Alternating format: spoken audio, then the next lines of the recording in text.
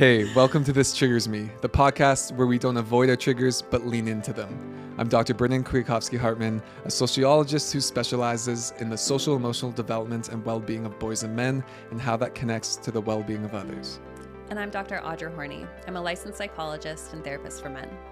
Given the fact that our work focuses on masculinity and gender, it tends to stir up a lot of things for a lot of people, us included. And in a world where getting triggered is seen as something to either avoid or to ridicule, the research tells a different story. Our inability to sit with our triggers and the discomfort they bring keeps us stuck and keeps us divided, so we're here to try a different approach. This podcast is an extension of the work that Brendan and I do every day with real people. We are not here to perform perfection, and we are trying really hard not to dodge difficult conversations. We're here to get curious about what triggers us and what triggers other people. The goal is that we learn about ourselves and hopefully understand others a little bit better, and that gives us some access to clarity and humanity. And there's a good chance we might just all get triggered together. This work is messy. It's supposed to be. So let's get into it. Welcome to This Triggers Me. So Audra, today I feel like I've dressed down and you've dressed up. I almost totally have. Almost as if subconsciously the Mm-hmm. topic today, therapy for men, and you're a therapist for men. Yeah, I totally wore my therapist uniform. And I totally wore what I would wear in a therapy session, more so. Okay, but I'm not giving you free therapy today. No, that was the whole point of or this podcast. any day. Yes. Or paid therapy for that matter, because You have boundaries. ethics. Yes. But I do feel like Okay. Freud would have something to say about that. So let me start by asking you, is therapy for men safe?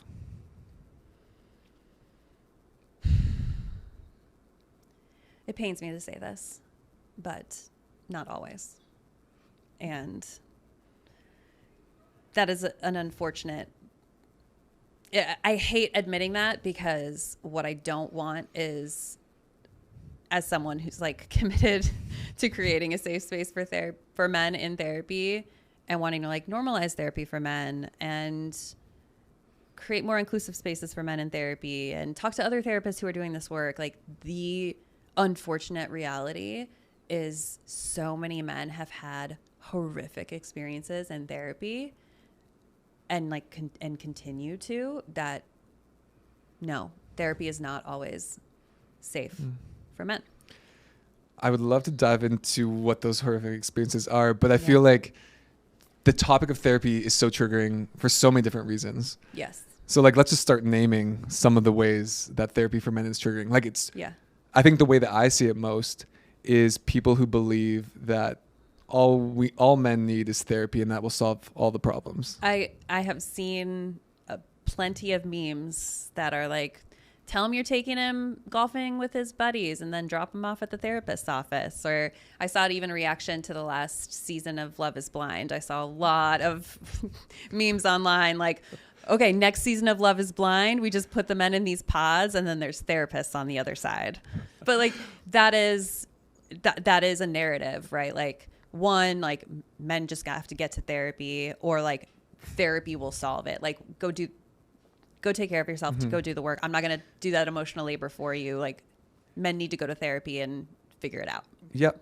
And I also see the diminishing of men's interests, like working out is not therapy, or Right. all these other things are not therapy. Yes. Going to the gym, like, and it's. Which, like, I actually don't agree with that. I'm 90% don't agree with it either. Okay. I mean, I wouldn't call it like it's not the same thing as what happens. Yeah. Working out is not therapy. No, But working out can be a emotional therapeutic. It is therapeutic. Yeah. Yeah. So like, semantics, but I think that when we say things like that, it's so dismissive of ways of like safe, productive ways men have found to take care of themselves. And like, can we blame them if a therapist for men is sitting here honestly saying like therapy isn't a safe space for men? Why? Who in their right? I don't blame men for being resistant to therapy. There are reasons to be. I have a little bit of blame for some men. Like, I don't globally blame men for being resistant to therapy. I have the least amount of blame or / no blame for men who've gone to therapy and had terrible experiences. I have a little bit of push back towards men that are so opposed to therapy. They're like, that's interesting, of being so opposed to it. I don't think every man needs to go to therapy. I don't think that's strategic or viable or necessary. So I'm totally fine with not all men going to therapy, absolutely, even though I'm very pro therapy. But I do have pushback for people that are like, oh, it's not for me. And that's because that was me. I was going to say, like, I actually have a lot of empathy because I think there are reasons why. I mean, it's messy, right? Yeah. Like, this conversation is nuanced. As you know, if I'm sitting here and I've committed my life to this work and I feel like it's so important and can be so valuable for men, and I'm sitting here kind of leading with caution, it's complicated. And there's other sides of the coin that I want to just name first before we get into it. Is I've seen women then being against men in therapy because now they're using therapy speak against them. Yes. And I think people do weaponize therapy speak, and language against each other all the time. Even if we don't even have to go as far as like saying it's weaponized, which it can be. It's just hijacked. Like I have this come up for me all the time when I'm being a therapist. Is like there's so many words that I feel like I should be allowed to use and talk about, or concepts where I'm like, oh God, like, am I really going to talk about like even the idea of vulnerability or boundaries, or like things where like I can't even say, you know, safe space without, like, so much feels like it has been hijacked, where I'm just like, these are my words. I should be able to use them as a therapist without a disclaimer. But the reality is I can't, because they've been hijacked or weaponized to the extent that, like, for my clients, these words may mean something very different and they may experience them differently. So yes, that is a reality. I also think that we would be missing a big piece of this if we didn't pull from like our conversations about masculinity and the idea of, you know, if what is applauded in like being your most masculine self is this like self-reliance and like hyper independence, then asking someone for help doesn't seem like it lines up with that pillar. Which brings up the triggers that you probably experience the most is like men online. Don't need therapy. Yeah. Especially as a female woman therapist, like men can't even learn from a woman. I hear that a lot on social media. I get that comment a lot. Like, what could you possibly know about a man's experience? And how could a woman ever be helpful? Like, you can't get it. You won't get it. And so either you're just not helpful at all because you have nothing of substance to actually like offer a man that could help him, or you must just be trying to feminize him and you're just trying to turn him into a woman and make sure his like the way he expresses his emotions is like a woman would, and the way he even then like expresses his mental health or like his self-care, like, well, that must be your only like basket that you're pulling your tips and tricks from. So that's not helpful either. Yeah. And like, just like for the record, that's not what I do. Yeah. That's not the sort of therapeutic approach I utilize. Yeah. There's so many ways to tackle this conversation. Does it feel okay I just want to hear like, what are the bad experiences that men in therapy have had? I mean, they run the gamut, but the reality is that a lot of men have felt very invalidated, and like their struggles are dismissed or minimized by therapists. And that if they do try to talk about what it is hard for them, that a lot of men have felt like well, at least you ...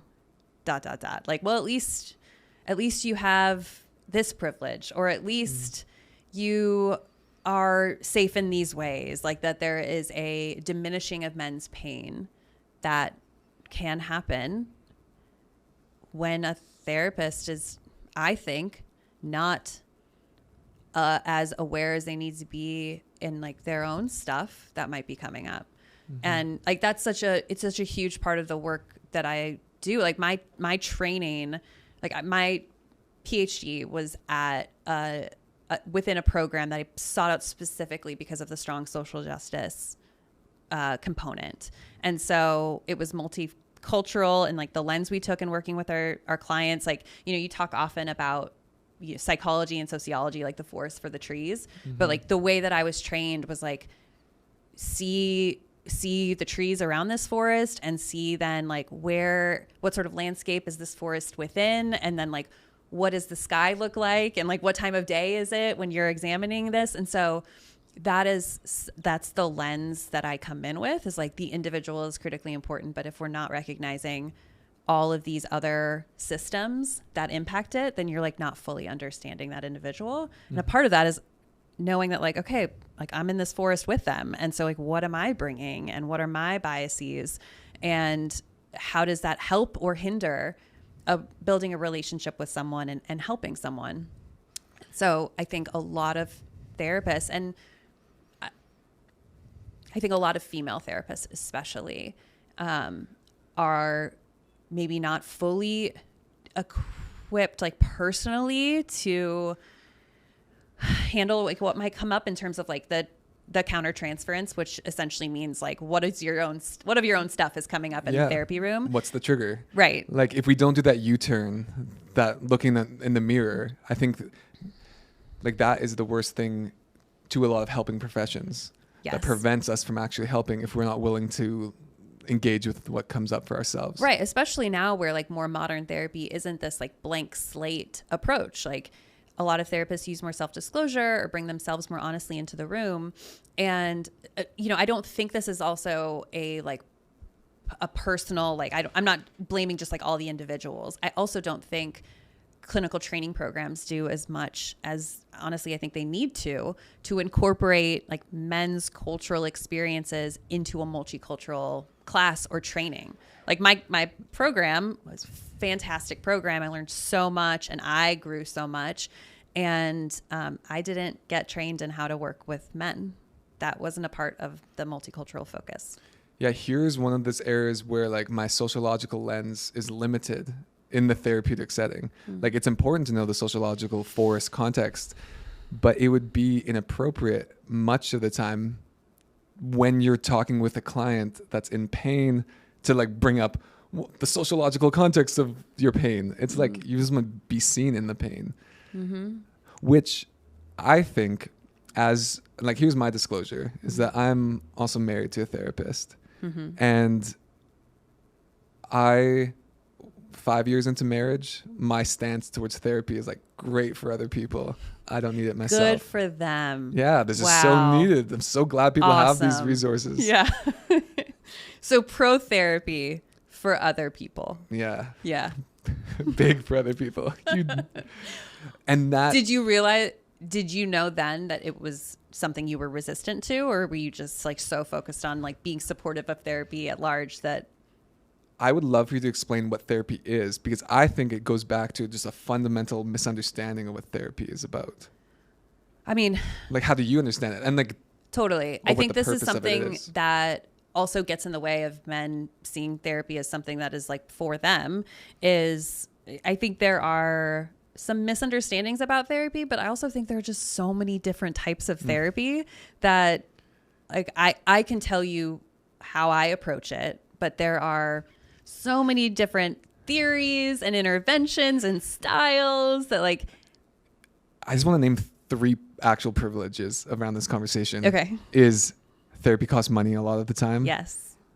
I also have the privilege of knowing different therapeutic models and what like might work and might not work for me. Like CBT is a type of therapeutic model. Think that's limited personally is my bias. I love IFS, AEDP, like all these things is like limited knowledge that most people don't have about around these modalities of like therapy is different. Right. Just seems very different. And I also think that there's such a privilege in being able to pick and select different therapists, like be like, oh, that's not working for me, I'll go to another one. Right. And a lot of people, it's like a lot of men, it's like you have one shot to make an impression if they're going to come, because they're way less likely to seek help in general. You got one like don't fuck it up, therapist, because you could be turning that guy off from therapy indefinitely. And you meet those men who have sometimes come back, right? Or do you actually not see those men? I mean, I guess I'll like humble brag a little bit. Like I have a very good return rate. I think that I mean, this is part of the reason that I've like focused my work the way that I have is like, I feel like I feel like I'm good at my job. Yeah. And so even I actually like working with super resistant to therapy clients. Like I love seeing a client who's had a past negative experience in therapy, not because I want that person to have a negative experience, but because I want to do my best to provide a corrective experience. And I think that like it's honestly one of the reasons why it pains me to say like therapy can be unsafe for men, but I think it's like I have a responsibility to be honest, and I am on social media about like I believe therapy has become a somewhat feminized resource. I think even when we say the word therapy and we say the word therapist, like I think when we say the word therapist, we often think of a woman. And so there are assumptions made there about who's welcome. And if I'm marketing therapy for men, but it's in this context, in this forest of this being feminized and like very safe for women and creative for women and meeting women where they're at and run by women, right? Like the majority of therapists are women, utilized by women in the majority, and I'm not naming that, then like call me a fraud because I'm selling something that without being like totally honest about all the reasons why I think it's totally justified that men would not think therapy is for them. So then what is the role of therapy, or what is therapy, going back to how you do it? Like I can speak to what's what your it is pitch, for me. I guess. I mean, like why do this? The people asking. For me, like therapy is about, I mean, it's not going to be surprising that I'm like enjoying this podcast. It's like therapy for me is about being more curious and less critical about ourselves. And I see human beings, I see my clients as these like incredibly resilient, resourceful people. And you have reached whatever point in your life you have somehow, some way. And that has oftentimes been really adaptive, and that like you've been probably thrown some bullshit or some harm, pain in your life. And like you've overcome that because look, you're here. You've survived every one of your hardest days. And who am I to suggest you're showing, like, I don't think clients are showing up to therapy like broken. Like you're showing up resilient, and you're showing up to therapy because like something's not working. And usually for a lot of the men I work with, it's like something has not been working for a while and I'm maybe the last resort. And so I think that being able to understand why you did the things you did, why the patterns that you may feel stuck in now worked for you at some point, like having that like curious approach to it then allows you to understand when that stopped working, why has it stopped working, and what am I in control of shifting or working with now. And it's sometimes external in your life and your relationships. A lot of times it's like an internal shift that will help me feel like I'm living more of the life that I want to get out of bed for. Yeah. I think my main misunderstanding was thinking therapy is just, they tell me what to do. Like, yeah, I feel like either people think that you're just going to tell me what to do, or the opposite of like, I'm just going to vent and complain, and you're just going to nod and smile and send me on my way. Like that it's either like overly directive or completely passive.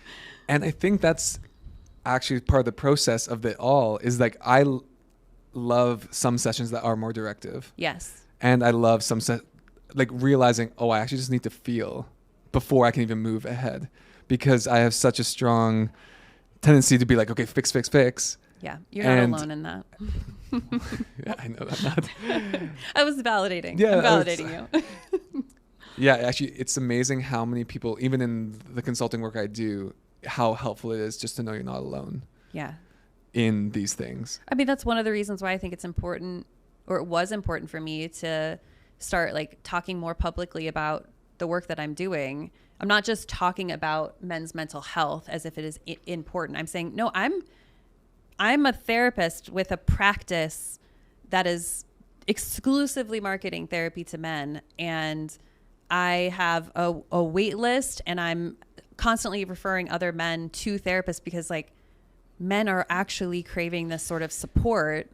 And I think as a field need to do a much better job of creating spaces that are more inviting, or just that men feel like, yes, I can show up here and someone's going to be happy that I'm there.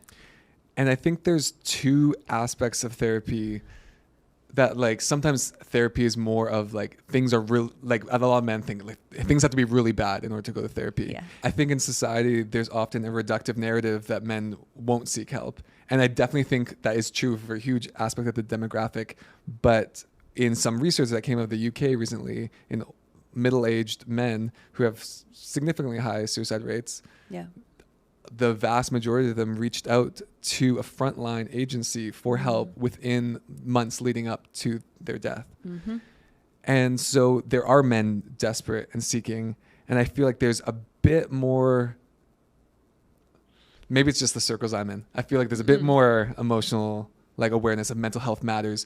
But I think so many men are like, okay, it's only for the super severe. Yeah, it's not that bad. Yeah. It's not that bad. Even when clients like show up in my office, they're still telling me it's not that bad. Like reluctantly, they're in therapy because arguably it has gotten that bad, and then might share a long trauma history, and like it wasn't that bad. It wasn't that bad. Like there's still even the self minimization there in that moment, and I also think that it's true that a lot of men wait until it is very bad or have exhausted resources. Like, it's not uncommon for men who ultimately end up in a therapist's office. Maybe they've been to urgent care a few times because you thought you were having a heart attack, but like, spoiler alert, it was a panic attack. And you've tried working out a lot and like committed yourself to that, or like, I'm going to eat clean, like that'll do it. Or you found even maybe like a business coach, or like found these alternative ways.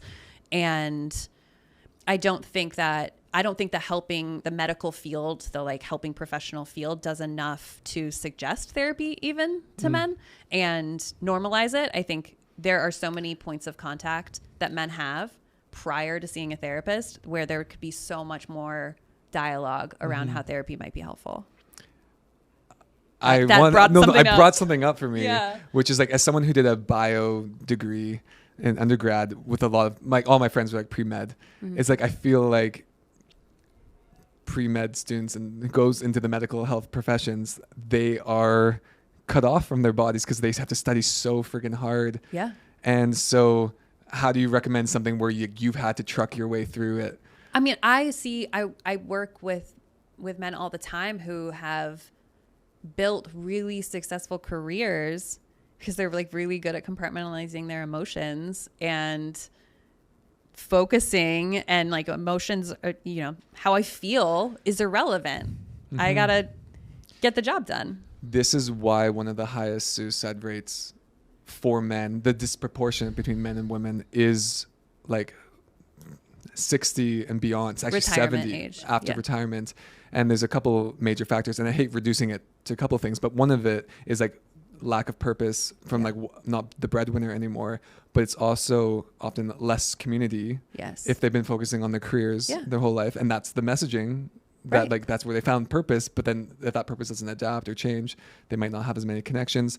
But also it's realizing there's limited time for regrets that they've had in their life. Yes. And if you don't, like as a therapist, if you don't understand and like respect that, and like, and if you don't like feel that, then you have the potential. If you don't feel that, not just in the retirement age, but like that also speaks to how the like pillars of support, or like what is holding men up and keeping them stable even like through their adulthood. And you're not talking to your clients about, like, you're not talking to men about purpose. You're not talking to them about connection, and they're really like, actually, like, who knows you? Like, who could you call?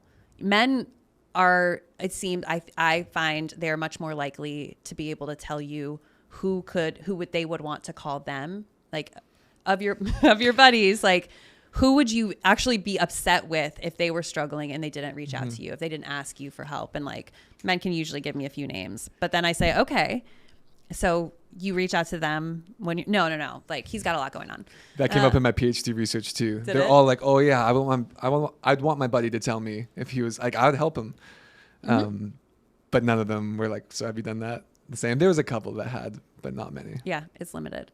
And so again, like, I think therapy can be so valuable. Like, I think that therapy can feel like a weight off your shoulders for a lot of men to be able, if they find a therapist that is a good fit. And, you know, regardless, honestly, going back to this idea of what is therapy, you know, I shared a little bit about my approach, and there are a lot of different modalities, but like, ultimately research tells us that like the most important factor of you having success in therapy is the strength of the relationship with your therapist.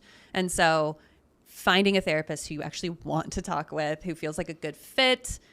This is why I love that therapists now are on social media, because you can get a real good vibe for someone and whether or not you think you're a fit for their personality before you're reaching out. And I would say that some of the best therapists are never going to be online. Yeah, a lot of them are. Yeah. But some of them are. Some of them are, yeah. You're not bad. I don't know. I'm not your client. No, I trust you.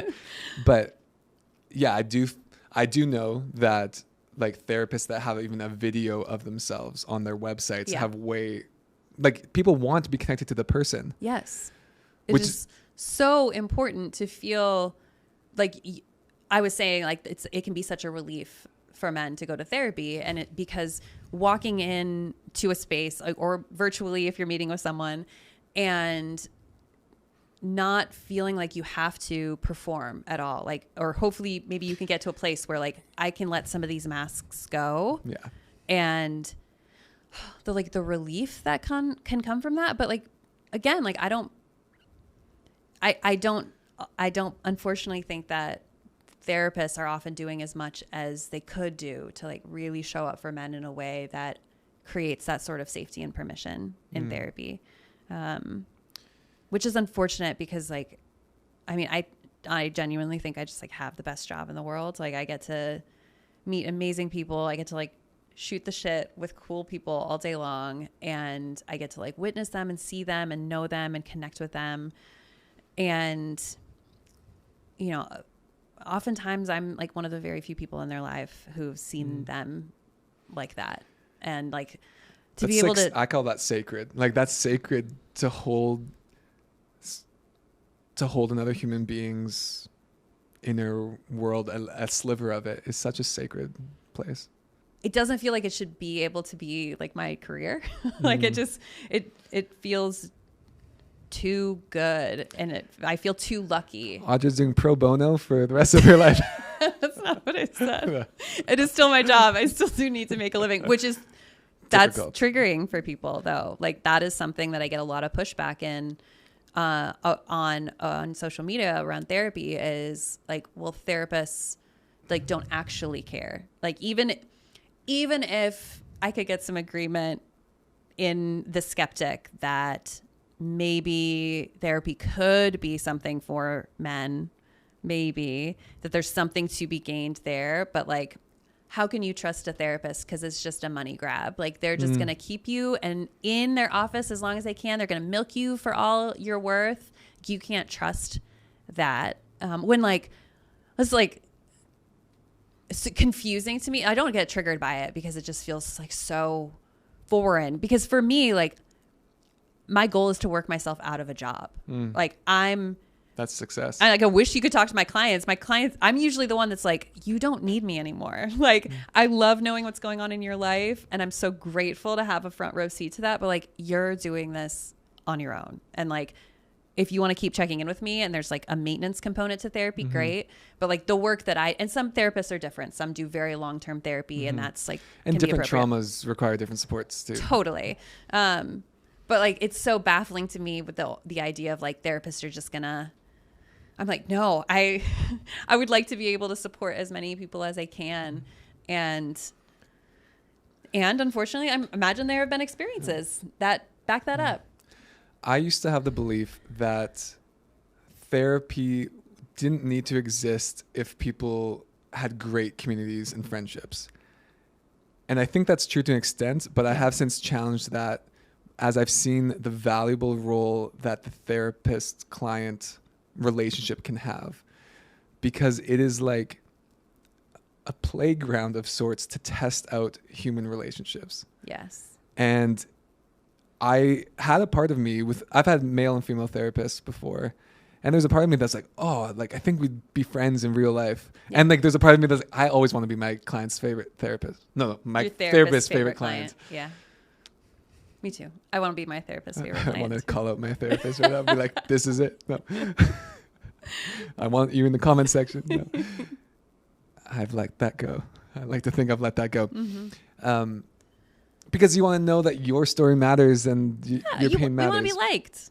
Yeah, and liked. That too. And like when somebody is seeing you that authentically, that would feel really good to be like, oh, you like my authentic self. Like I want my therapist to like, I'm showing her such like a raw, true version of me. Like, ugh, I don't want to feel rejection. Why would I not want that in more of my life? Right. And so I thought, yeah, therapist and friend in real life, that'd be great. But then I had an experience that's probably, I've had two really profound therapeutic experiences. And the one that I feel like was the most helpful for my people pleasing part was getting to practice it with someone that was kind of high stakes because this is someone that I talk to, but also low stakes in that it's not someone that I see every single day. You don't have to manage however this goes. You don't have to carry that. Which takes like a lot of trust to get to that point. Yes. Like most of us don't walk into therapy believing that to be true. And I think most men are not going to walk into therapy being like, cool, I can like completely trust this person. So my therapist making a mistake was one of the most profound experiences of our therapeutic relationship.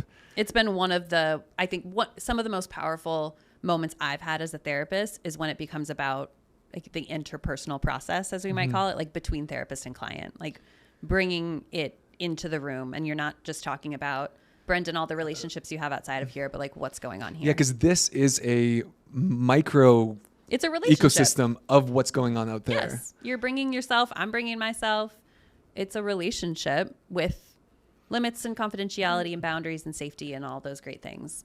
And embracing that relationship, is really helpful. I feel like that's a super helpful approach, or at least a piece of therapy to incorporate in the work that I do, is like recognizing that there is a relationship within the therapeutic relationship. Like there are two human beings and things are going to come up there that are challenging, not just like for the client individually, but like in that relationship. And like I'm pretty clear with clients from the beginning that like when I make a mistake, when I say something that doesn't sit well with you, like when these things happen, not if, like if it feels comfortable, like this is an opportunity in here to be able to talk through that. And I'm always so open to that and do my best not to, be defensive and to be open, and to like therapy's a space for that. And like, so that's another way that therapy, and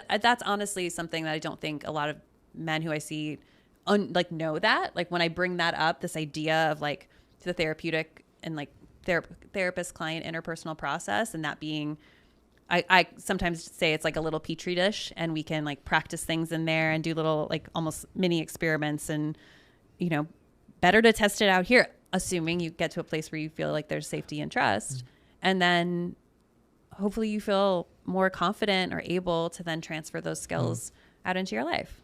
Yeah, I had to tell my therapist, look them in the eye and be like, I felt hurt by this, which was like such a petri dish of playing that out, which was not something I do often in my outside life. Right. And so there's like enough, hopefully like safety and trust. And you're like, this is about you. You're not ideally like managing your therapist's emotions in your own therapy, right? And so it just gets to be about you, but you're still doing something that's hard. Like it's still hard to do that even with all of these safeties in place. So like, why not practice it there? So like that to me is a valuable component of therapy. And I think for, you know, a lot of the work that I do, it can be helpful for men to see a female therapist and to get that different perspective. But like, that's where a lot of the pushback can come too. Like men shouldn't see a female therapist. And then other people say men should only see a female therapist. Like there's so many seemingly like absolute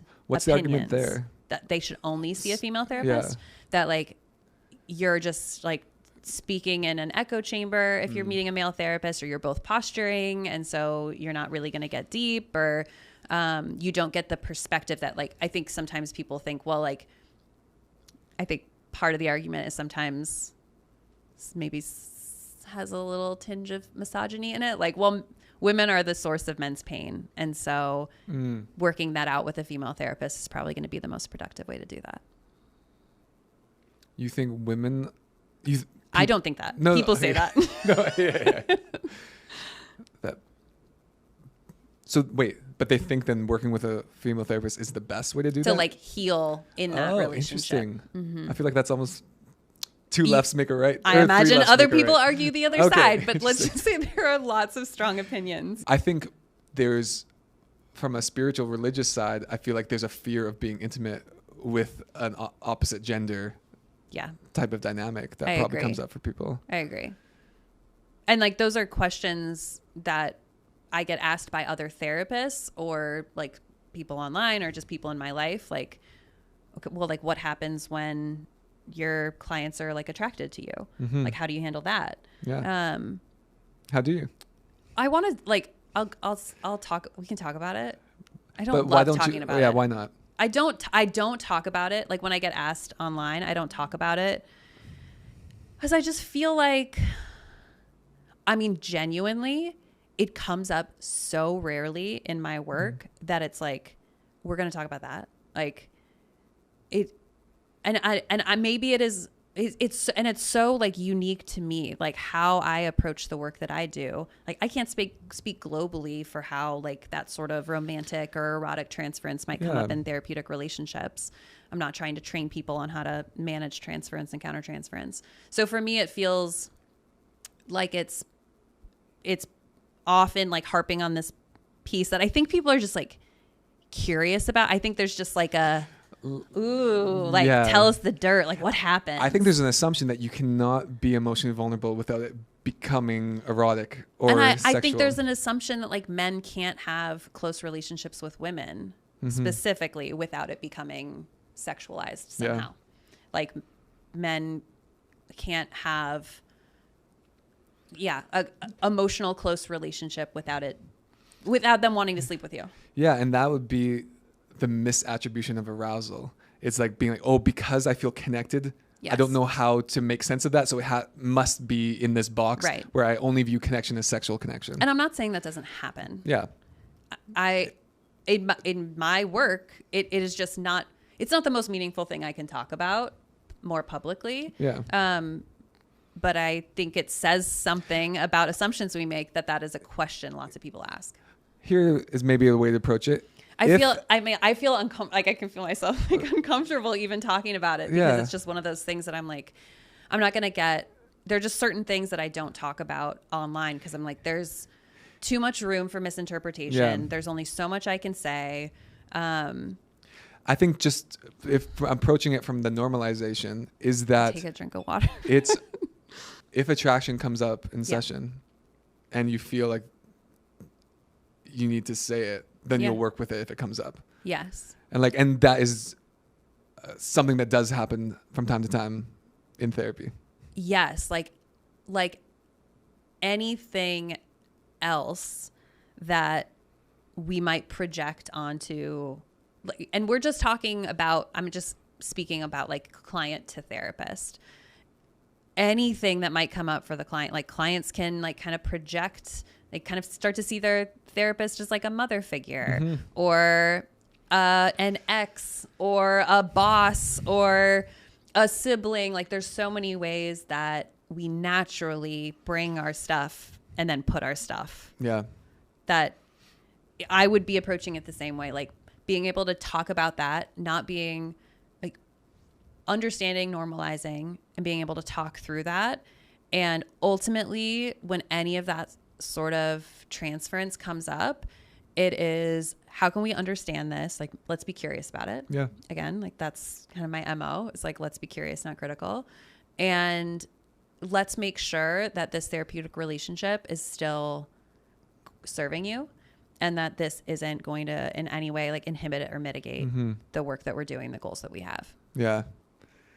That felt like such a like ethical therapist response. Like I'm being very safe in how I'm bringing these things up.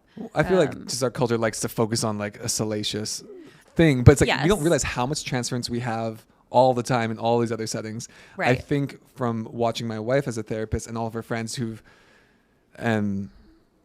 all the women that have taken maternity leaves, I just know that brings up so much for their clients because it's like abandonment. Yeah. And so like, let's work with that. So like anything that comes up, there's so much to work with. Yes. And I can't tell you how many times I've gone into therapy being like, this is my agenda for the day. And it's like, shit, there's something on my mind that's like just more present. And I think every time it's been way more valuable to just focus on what's present in that moment rather than what I think I'm getting to. And often the thing that's present does weirdly connect to my agenda for the day. I find like on that note, and I feel like I'm dodging the like, I'm dodging, maybe I'm dodging a hard conversation. I think you're thinking, I don't know. I feel like you're dodging it more than you are. Oh, okay. Well, that's good. Yeah. maybe I'm just I don't know. I think I just feel like you have a boundary, and I will say though that like I am mindful of my safety as a female therapist for men. It's something that I think about. It's something that I make sure that I am like diligent and thorough in like the clients that I do work with, or the way I set up my office, or how late I'm working, things like that. I just found out yesterday your intake form does talk about like access to guns, which I wonder if in Canada there must be therapists that have that too, but more Americans. Yeah, I mean my intake, I ask about access to firearms because that's like a part of a risk assessment, because access to firearms increases risk of suicidality. And I also, in my informed consent, ask that firearms not be brought into the office. So there are steps that I take for myself to make sure that I feel comfortable too, because I'm certainly not going to be helpful to a client if I don't feel safe myself in that relationship. So there are, to me, that's more of a present like dynamic that I'm navigating, is making sure this also feels safe for me. Like I want to circle back to this idea of like, what might come up in the room, especially if like the work that we're talking about doing is personal and like sometimes about like therapist client, that relationship. I feel like I'm very clear in my boundaries of like who I am and my role. And I'm not like a surrogate woman in my client's life. And I am not like what you should expect your partner to be. Nor is any therapist nor should any therapist be an image of that. I imagine you'd probably hate it if you had a male client that was married to a woman partner and you found out that male client was like, you're not like my therapist, or like, you're not nearly as good of a listener as my therapist. Yes. And so I'm pretty explicit. Like I will say, like, you can't expect your relationship with other people to like, therapy is unique for a reason. And I'll even say like, I think it's a lot easier even for me to be a therapist for men than a wife to a man. Ooh, I feel that. I understand that. Married to a therapist. Well, I feel like when we have safe relationships, that's often when we express our most dysregulation. Right. That's the research about children tend to behave more around the parent that they feel less safe with. Right. Because they can have the freedom to push the boundaries more so. Yeah. And yeah, I don't know if you need to unpack that more. I mean, it's so much easier for me to just show up for my client in whatever they're going through. And then I know my role, and like none of my stuff is in the room. It shouldn't be. And I think that's where, you know, I think it's really important that I'm clear with my clients about, you know, that what to expect in therapy and that sort of support. And then what might that look like in other relationships, because it's a lot easier for someone to just be present and show up and like give you all this space when they don't need any of that space for them. Yeah. And so being clear on like this, yeah, please don't go home and tell your wife like you don't listen to me like Audra does. Like that's true. Of course, I would expect that of like anybody's therapist, that you get something there that you don't get in your other relationships. Or I think I would say ideally you have like equal, but not set aside. Like I would hope that your partner can actually be an emotional safe haven for you. I hope they are emotionally safe. Like yes. It's just kind of a different flavor of it. And I would argue it's more complicated though. Oh, it's more complicated because you're living in everything. You got all your stuff. Yeah. And they've got all their stuff. And so you're managing both of your stuff. But I hope that they feel the same safety at times in their relationships. I would hope so too. And I would hope that they feel the safety inside themselves that they feel with someone else. That's what I strive for more, is not like, what are you looking for in someone else? Like, and that I think is a really valuable focus or component, or can be for men, especially in therapy, is like reconnecting with that like authentic self. And if you can show up messy to therapy, and if you can take some of those masks off, and you can do that with someone else, with a therapist. Oh, but I want to circle back to something, this idea you mentioned about if you have good community, then you don't need therapy. Because I've heard people say that like where men are really going to heal, and I do think there's some research on this, is like men need like men's groups. Men need to be connecting with other men, and like men should be more responsible for each other's healing, or be connecting and growing with men. And I don't disagree that is valuable, but I've heard it said like that's what's going to heal men, and even that is like loaded. Yes. Yeah. But I'm curious what you think about that idea that like, no, it's actually far more valuable for men to be in community and heal beside each other than one-on-one work, especially with a woman. I get asked this a lot because I think there's two extremes that like they want to know, like if I'm a woman teacher, like can I reach my male students? Yeah. Or is it only men? And like there's some research that like men are more likely to go to therapy if they know another man who has. They're more likely to take a paternity leave if they know another man who has. So men have profound influence. Definitely. A lot of the boys learn from watching the men in their lives around the things. Not to say that I think the other extreme is that only men can teach you those things, and the research does not show that. There is fully men who grow up single mom household families that have a profound sense of masculine identity, and totally great. So there's those extremes that I always feel like I'm combating against. And from actually talking and listening to boys and men is that some of them have such a complicated relationship with men that they are going to be so much more guarded and walled against taking information in from men, because the posturing will be so high. And I also know that people that will be so guarded against women, or like they won't understand. There's some areas that I will never be able to talk to a woman about because that's just untouchable. And so then it's beneficial for a man. And so I feel like the reason why I love diversity is because there's a richness in it. Yeah. And I really dislike that so many elementary schools don't have male teachers, not because I'm like, they need more masculine in their lives.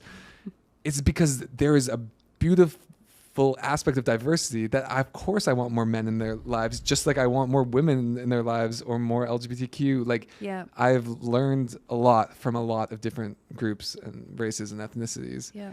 And what I have seen be the most profound in engaging or reaching with boys and men is people who are willing to show up authentically. Like I've done men's groups before, and someone transitioned during it, and it was the most welcoming space for that person transitioning. And they ended up deciding to leave at some point, but like the relationship was the same. Like there's so much humanness to learn from each other as well. And I understand the fear when there's men's only spaces that like, oh, it's just gonna be the echo chamber. Yeah. I think some women's spaces can also be an echo chamber. Oh yeah. Of oh yeah. And so it's one of those weird things where I do feel like we all have our relationship in this world exists in a lot of gendered ways. And so I have found a profound difference from being emotionally vulnerable with women in my life and being emotionally vulnerable with men in my life. And I'm so glad for both. And sometimes they have different flavors to them. And I kind of just love the different flavors. I think... I don't even know if that made sense. It did. But like that, I want us to have like more access and choice to that variety. And like, honestly, what I've been like realizing more and more is that like what I like work so hard to like create therapeutically for the clients I work with, and like why it feels so aligned. It feels so natural. Like that's part of it. I'm not like creating therapy for men. Like this is very like naturally my approach to therapy. And I just feel like the way that I feel like connected to my male clients and the way it resonates for them, like it just feels like it fits, and doesn't mean that it hasn't also felt like I've worked with a lot of amazing female clients. And I think that for me, like part of the reason I want to like name that, like, it's not just a gendered thing, is like what I'm realizing I want to like create space for men to have in my office is like what I want more of, or what I've like craved in my own life. Like this, like I feel so, like I feel like I relate to this like masking and this over regulation of like, I can handle it. Like, don't worry about me. I got it. And it is hard for me to show up to my therapy. I mean, honestly, when we talk about men's resistance to therapy, like as a therapist, I think it's really, really important that you know what it's like to sit in the other chair. And a lot of training programs actually like require some sort of like personal growth experience, like some form of therapy that you go out and just seek out independently. And so I did that in my master's. I also did that during my PhD program. I've been in and out of therapy probably over the last 10, 15 years, but like I have ghosted so many therapists. I have seen the therapist like once or twice and then be like, no. And it is only until recently that I have committed to it for myself, but worked hard to find a therapist that was a good fit. And like, I'm slowly working on allowing myself to show up messier in therapy. And like, it's so hard. It's so exhausting. There's so much, I have so much resistance. And so like, I feel like I get that. And that feels like I feel like I relate to men's experiences of that so strongly. Resistant. Yeah. And fearful. Like, what is it? What is, or even like, what's the point? Like that's a huge thing. I've figured it out. I'm doing all right. Like I could just keep doing this. This was my biggest resistance, was I already know what's going on in my head. Yeah. I know what the issue is. I'm too self-aware. So like, what's the point of doing it? And to me, I think journaling epitomizes this. I hate journaling. So do I. And every time I do it, I have so much more clarity. Ugh, I know. And Isn't I it hate annoying? that it works. I know. I hate that too. And so I think therapy is kind of similar. I feel the same way about like meditation. And by meditation, for me, that just literally means like sitting in a quiet room without distractions and just like me and my thoughts. I don't make it any more complicated than that. And I don't look forward to it. And it's always so helpful. Yeah. And I just wish I could just power through. So getting curious about why we resist things that we know are helpful. For me, I can answer that it's because I hate the fact that I don't have it figured out. Oh, yeah. One of the most like powerful things my husband has ever said to me was like later 2020 was just hard for a lot of reasons. And like being a therapist and holding space, that's something that's been hijacked. Holding space. I feel like I can't say that without like an eye roll. But like holding so much of everyone else's stress and trauma and fear, and doing that from my home because I couldn't be in the office, and I much prefer to be in the office seeing clients face to face. I had an 8-month-old daughter who was like, you know, waking up from nap and crying across the room from me, and my clients were like, do you need to go take care of that? And I was like, I think my husband's got it. Like there's just so much that like it became, and I didn't have my go-to coping mechanisms. Like I couldn't like go to a spin class. I couldn't escape all of my feelings. And I was so overwhelmed and so frustrated. I was so anxious. Like my anxiety was through the roof. And then your husband came in and saved the day. Sorry, I just needed a man to save me. That was what it came down to. What he did was I was so frustrated with like not being able to figure it out and not finding the answer to like be okay and to feel like I could manage it. And he said like, Audra, like if you had the answer, like if this was simple and you had the answers, like if it was easy to find the answer, you would have figured it out by now. And like there was just like so much relief in that because I feel like I've like lived my whole life with just like I'll figure it out, and I figure it out, and then I keep going on my way. And we're inevitably, like I said before, like why I think it's so powerful to come to therapy and be able to recognize like I've done this well or well enough for so long. And like then sometimes those coping mechanisms, those strategies hit an expiration date. And like when they do, it is already hard enough to feel like that's not working. Like then also expect yourself to like figure all of that out. I don't think we're meant to figure those sort of complicated things out on our own. Yeah. And if therapy can be, again, I don't think everyone needs therapy. I don't think all men have to go to therapy. I don't think therapy is, I know therapy is not an accessible resource for a lot of people a lot of the time. And if it's something that you are wondering, if you're a guy wondering like, oh, well, could that be helpful? Like, yes. And there are therapists out there that want to work with you and who understand more and can give you a space where it's collaborative. And like, I challenge my clients. Like I call bullshit on my clients. I think people are afraid that there's no accountability. Yeah. Like I'm therapy. not just like telling you you're amazing and like, that's our time. See you next week. Like, no, you're coming in, like we're doing the work. Like I am challenging you. I want us to have difficult conversations. I want you to challenge me too. Like I'm not the expert on you. Like I know a lot of things pretty well, but I don't know you as well as you know yourself. And so to me, like personally, I believe for me and based on the work that I do, like really productive therapy is hard. Like it's challenging. And it's like working out. You gotta hurt the muscle. Yeah. Get the gains. Yeah. It's all those gains. In that type of language, like I do view it very similarly. Yeah. I tell my clients, especially after the first meeting they have with me, like an intake session where I'm like, I just want to get to know your story and give you hopefully we can connect some dots even in that first conversation.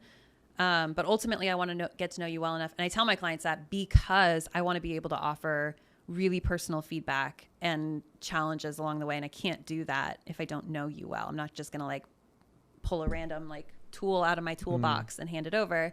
But I tell clients after that, like, you're going to be exhausted. And most of my clients at the end of that are like, well, whatever. Like, I'm fine. I'm like, give yourself permission to take a nap. You're going to be exhausted later tonight. You're going to be exhausted tomorrow. And like, that makes sense because this was like an emotional workout and this is hard. Yeah. It reminds me of teenage boys who are amazing athletes and then they do a yoga and then they're so tired. Yes. And it's like emotional muscle being a different, if it's unused, especially. Yeah, this is atrophied for a lot of men. Like this, because although I am, I think men do, and I'm generalizing a lot. This whole conversation has been full of a lot of generalizations, but I do think a lot of men who come to therapy want solutions. I've heard it said before that women go to therapy to be seen and validated, and men go to therapy for hope and solutions. Yeah. And so I want to make sure that therapy feels like there's tangible change, and that's an emotional process too. And interestingly, one of the solutions is to be seen. Yes. And that's part of it. Yeah. And that's harder to quantify. That's why I get triggered by CBT being the one cognitive behavioral therapy. Because that lends itself well to being studied empirically. So we know it's evidence, whereas everything else is just feely. Right. It's very easy to track and assess. And so we have a ton of research on it. But what I could always come back to is therapy works when the therapeutic relationship is strong, when there feels like there's a strong alliance. Your therapist is there for you, they get you, and they're helping you towards what you're trying to work towards. And that can look so many different ways, but that just because it is not tangible, this specific behavior has changed, doesn't mean that it is not significant change that's happening. Mm-hmm.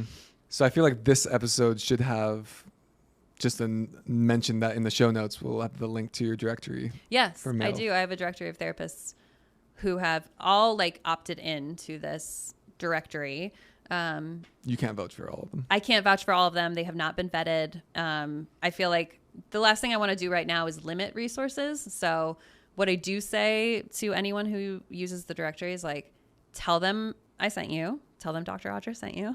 And if you don't have a positive experience, let me know. They need to be hitting the bar always. And thus far I've received really great feedback from both therapists and clients that the directory is happening, it's working. And hopefully more men who are curious about therapy are able to seek it out, find it, and then have a healing corrective experience within it. That's my hope. More men get the support they deserve and feel seen and more comfortable walking out of therapy and being a little bit more true to themselves. And how do you feel with this conversation? Not dysregulated at all. I feel like this was really easy. Oh yeah. Oh, I couldn't tell if that was sarcastic or not. No, that was not sarcastic. No, I feel I like this. I'm so passionate about this that I feel okay. Let me slow down and be a little bit more self-reflective. I feel like it was easy for me to stay in a pretty heady intellectual place in this conversation. But I do worry that I've missed important pieces. There's so much to say that it's impossible to say it all. Yeah. So it's part one of this conversation, I guess. Yeah. Well, thanks for sharing your expertise in this area. I'm glad we got to talk about it. I hope at least one more person feels like this is a support that they deserve and that could be helpful. On the next episode of This Triggers Me. We are coming back because we didn't feel like that was the conversation that we needed to have around the topic. Our whole point of trying to do This Triggers Me is to look inward and to be honest ourselves. And so if we're honest, we left that and we're that wasn't what we wanted, and it brought up a lot. I mean, we just walked out of here immediately. I was just that wasn't right. That wasn't what I wanted it to be.